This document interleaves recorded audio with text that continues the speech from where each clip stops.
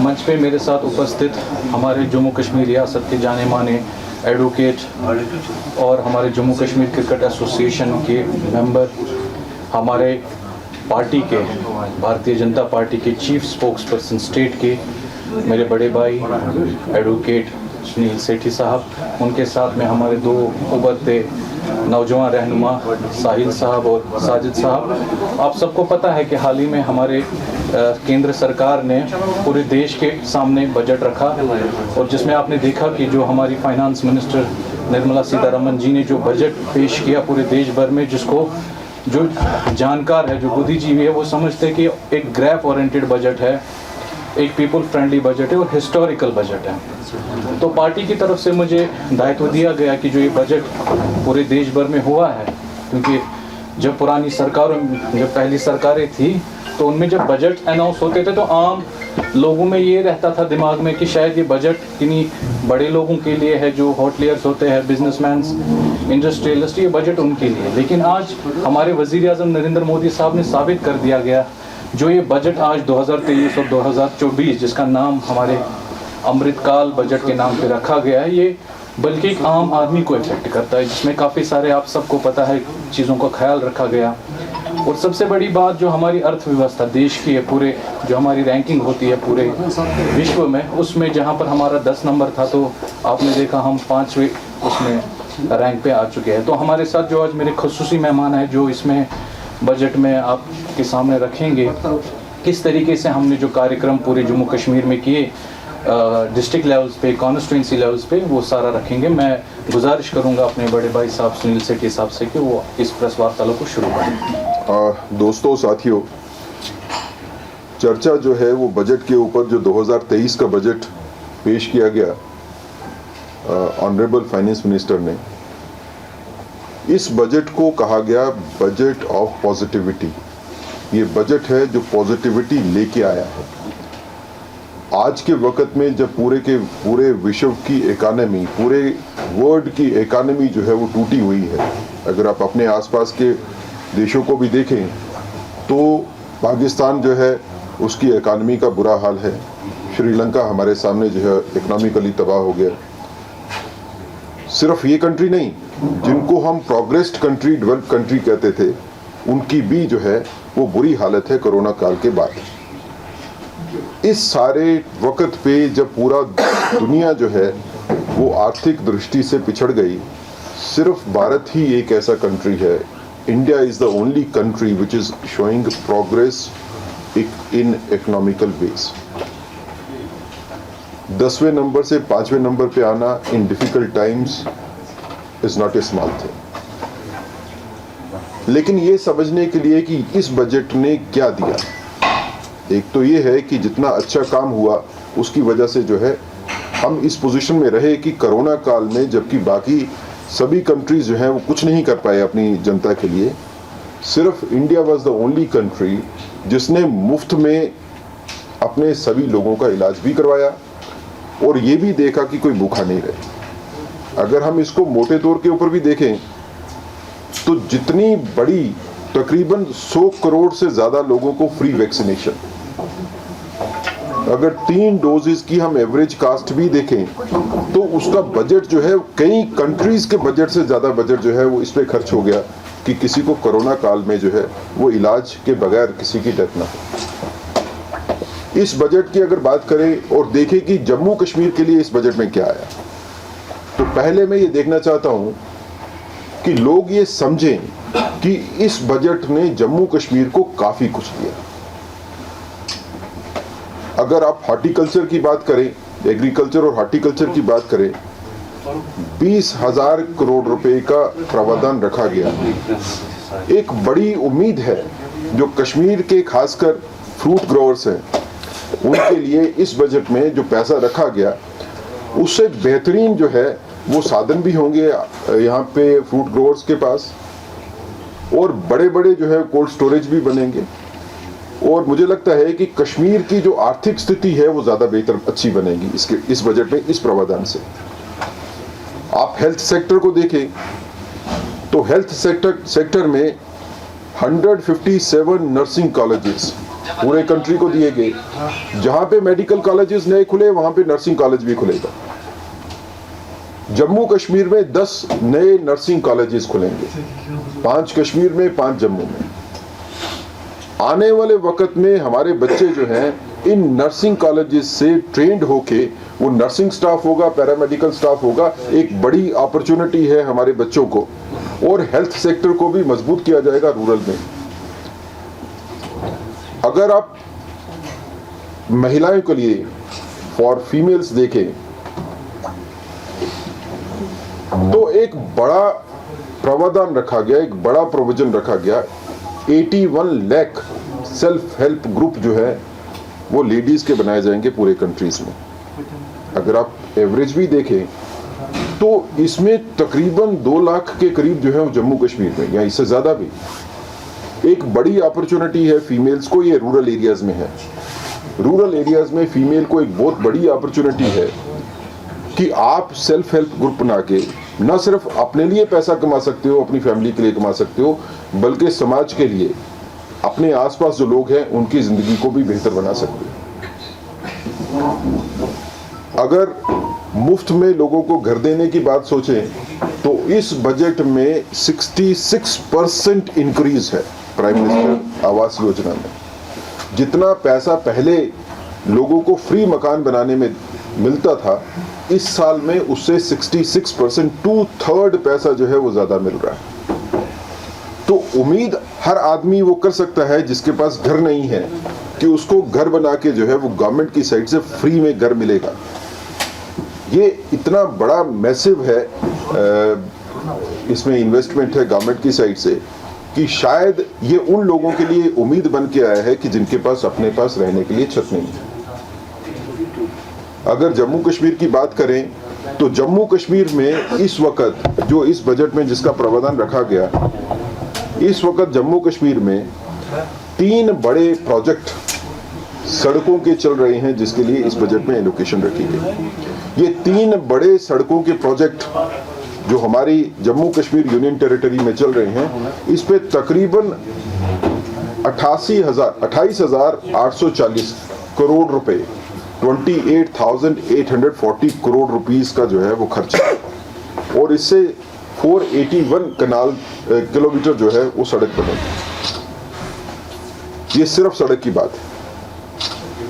अगर आप याद रखें तो 2 हफ्ते पहले नितिन गडकरी जी ने स्टेटमेंट दी थी कि जम्मू कश्मीर में सड़कों के लिए और पुलों के लिए तकरीबन 1 लाख करोड़ रुपए के काम जो है वो चल रहे हैं। तो आप सोच सकते हैं कि कितना बड़ा जो है वो बजट में जो है वो इसमें किया जा रहा है। इसी तरह एनुअल एवरेज बजट आउटले अगर हम देखें, बजट में आउटले जो है वो एनुअल कितना रखा गया इस बजट में, तो वो तकरीबन 6,002 करोड़ रुपया जो है वो रखा गया। अगर मैं इसको कंपेयर करने के लिए देखूं तो जो यूपीए 2 की गवर्नमेंट थी उसमें 5 साल के लिए 2009 से लेके 2014 तक जो एनुअल बजट आउटले था वो सिर्फ 1,044 करोड़ रुपए था। 5 साल में 1,044 करोड़ रुपया और एक ही साल में 6,003 करोड़ रुपया। तो आप समझ सकते हैं कि तकरीबन 5 गुना पैसा बढ़ा है, लेकिन हम 5 साल को 1 साल के साथ कंपेयर कर रहे हैं तो असल में ये 25 गुना बढ़ा है। इसी तरह अगर हम देखें कि आम आदमी को पर कैपिटा इनकम जिसकी हम बात करते हैं, वो पर कैपिटा इनकम कितनी बढ़ी, तो ये हमारे लिए बड़ी खुशी की बात है कि पर कैपिटा इनकम जो है अब 1.96 लाख पर पर्सन है, जिसका इंक्रीज जो है वो डबल है। पहले जब मोदी गवर्नमेंट आई तो तब ये इससे आधी थी और इस पीरियड में वो हिस्सा भी था कि जिसमें पूरे की पूरी इकोनॉमिकल कंडीशंस जो है पूरी दुनिया की जो है वो तबाह हुई थी। तो पर कैपिटा इनकम जो है बढ़ने का मतलब क्या है? पर कैपिटा इनकम ऐसे होता है कि टोटल कंट्री की कितनी अर्निंग्स है और उसको आप डिवाइड कर दोगे टोटल नंबर ऑफ पॉपुलेशन के साथ। इतना पैसा जो है 1.96 लाख पर कैपिटा इनकम होने का मतलब है कि इतना पैसा हर आदमी के खाते में है, हर आदमी के हिसाब से है। This much money is available to the government, जिससे गवर्नमेंट जो है वो आगे आपके लिए काम कर सकती है। अगर जम्मू कश्मीर के लिए फिर बात करूं तो इसमें बजट में एक बड़ा जो है वो ऐलान किया गया कि 38,000 नौकरियां टीचर्स की लगेंगी एकलव्य स्कूल्स में। अब एकलव्य स्कूल्स जो है वो शेड्यूल्ड ट्राइब्स एरिया में, ट्राइबल एरियाज में, जम्मू कश्मीर में हमारी शेड्यूल्ड ट्राइब पॉपुलेशन जो है वो काफ़ी ज़्यादा है। तो आप समझ सकते हैं कि ये ट्राइबल स्कूल्स जो खुलेंगे, इसमें काफ़ी स्कूल्स जो है वो जम्मू कश्मीर में भी खुलेंगे, और इन स्कूल्स में भर्तियां जब खुलेंगी तो हमारे बच्चे जो हैं, जिनके लिए एक और मौका मिलेगा उनको नौकरियां करने का भी। इस बजट ने हिंदुस्तान की आने वाली फ्यूचर में इकोनॉमी की एक नई सूरत जो है वो सामने रखी है, एक नया चेहरा सामने आया है। जबकि पूरी की पूरी दुनिया में इस टाइम पे परेशानी के हालात हैं, इन परेशानी के हालात में भी भारत जो है वो सिर्फ आगे बढ़ रहा है और लोगों के बारे में सोच भी रहा है। अगर आपको बाकी सेक्टर्स के बारे में बताएं तो जिस तरह के इसमें किया गया, उसमें एजुकेशन सेक्टर के ऊपर जो है वो अच्छा खासा काम हुआ है। और इंफ्रास्ट्रक्चर की हम बात करें तो इंफ्रास्ट्रक्चर में भी जो है वो काफ़ी ज़्यादा जो है वो हिस्सा आगे रखा गया। इसमें जो सेंट्रल असिस्टेंस हैं वो स्टेट्स की जो है वो बढ़ाई गई। जम्मू कश्मीर के लिए भी इस बार जो है तकरीबन 35,000 करोड़ रुपए से ज़्यादा का जो है वो बजट है।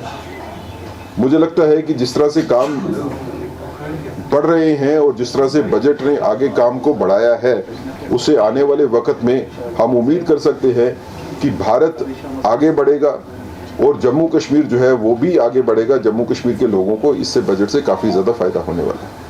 Specific reason why government has decided to take conservative taxes and expenditure taxes? This is my question.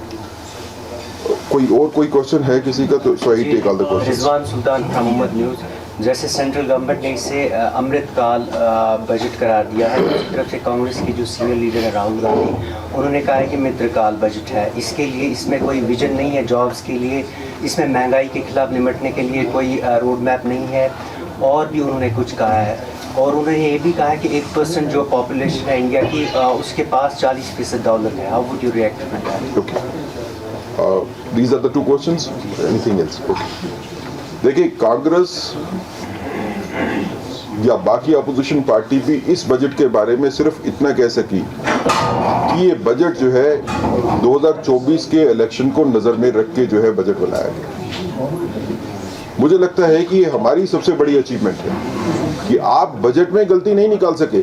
आपने कहा कि इलेक्शन को नजर में बजट रख के बनाया गया ताकि इसमें लोगों को ज्यादा बेनिफिट देने की कोशिश की गई वोट लेने के लिए, तो गलती तो नहीं निकाल पाए। दूसरी बात यह है कि इसमें यह कहना कि इसमें लोगों की नौकरियों के बारे में, बच्चों की नौकरियों के बारे में प्रावधान नहीं है, तो बिल्कुल गलत है। किसी ने बजट को देखा नहीं। जैसे मैंने आपको अभी जिक्र किया, ट्राइबल एरियाज के लिए 38,000 के तकरीबन नौकरियां, मेडिकल सेक्टर्स में नौकरियां, एग्रीकल्चर सेक्टर में नौकरियां, और जैसे इसमें हमने स्किल इंडिया के अंडर जो है वो पहले रखा था कि स्किल इंडिया में बच्चे जो है वो स्किल में ट्रेन होने के बाद जो है वो नौकरी करते थे। अब स्किल इंडिया इंटरनेशनल जो है इस बजट में है। सो बच्चों को जो है स्किल इंडिया इंटरनेशनल इंस्टीट्यूट बनेंगे, जिसमें ट्रेन होने के बाद आपको इंडिया के बाहर जो है वो भी नौकरियां मिलेंगी और आपको जो है वो नई जो फील्ड्स हैं उसमें काम करने का मौका मिलेगा।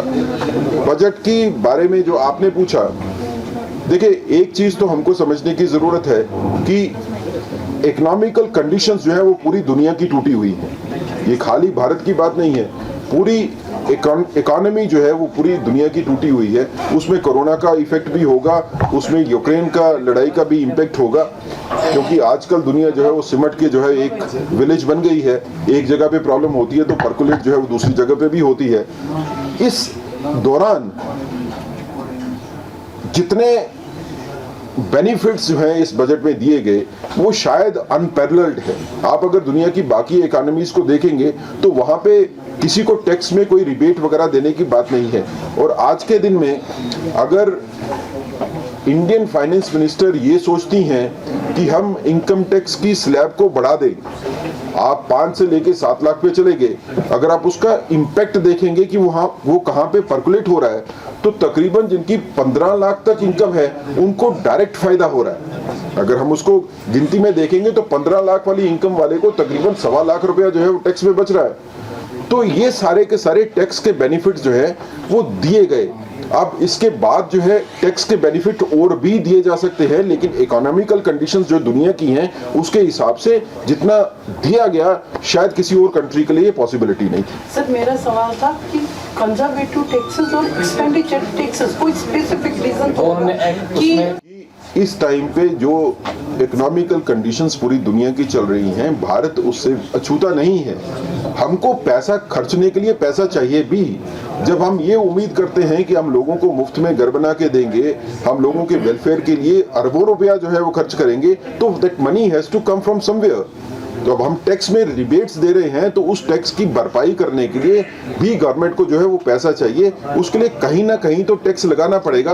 वहां पे जहां पे टैक्स जो है ज्यादा चुभता नहीं है वहां पे टैक्स लगाने की जरूरत भी है। Otherwise from where the money will be with the government to spend to the people.